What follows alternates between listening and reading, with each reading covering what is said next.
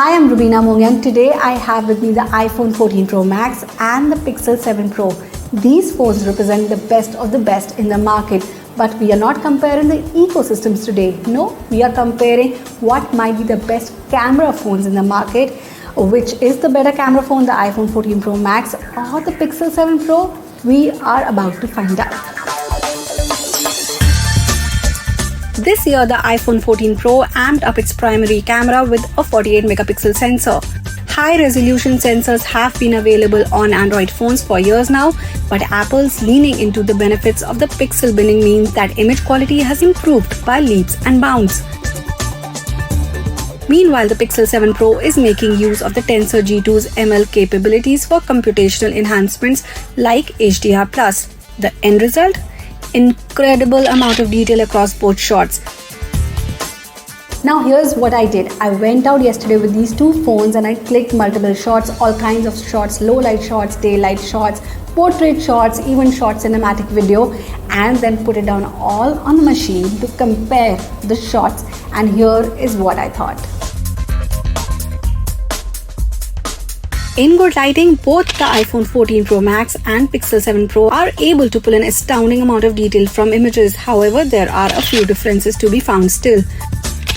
For example, the iPhone 14 Pro Max default color tuning is towards slightly warmer tones. This gives the shots a slightly yellow tone. The Pixel 7 Pro meanwhile opts for neutral tones with a cool edge to it. While the colors are more true to life, it can be a bit less appealing compared to the iPhone. Both approaches make sense, but which one do you prefer? Things change up a bit in harsh sunlight. In areas with sweeping shifts in dynamic range, the iPhone suffers. The Pixel 7 Pro's multi-step HDR process means that it is able to capture both highlights and shadows evenly, as you can see in these pictures. On the other hand, the iPhone not so easily. Things change a bit when looking at low light conditions. Now, while both phones have dedicated night modes, the Pixel 7 Pro is able to output a cleaner shot at longer exposures. Coming to the wider shot, both cameras have dedicated ultra-wide cameras, but the iPhone does a better job at resolving detail. As you can see in the picture, the Pixel 7 Pro shot is just a bit too soft, though the colors might seem just a bit more neutral. The Pixel 7 Pro's computational magic, however, really starts pulling through at long focal lengths. While both cameras have telephoto sensors, the Pixel 7 Pro use image fusion to combine data from both the telephoto sensor and primary sensor to fill in the gaps and create a more compelling zoomed-in shot.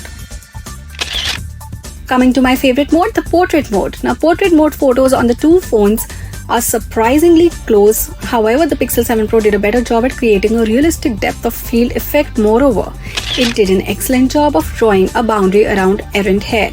That said, the iPhone shot is no slouch either and gets pretty close.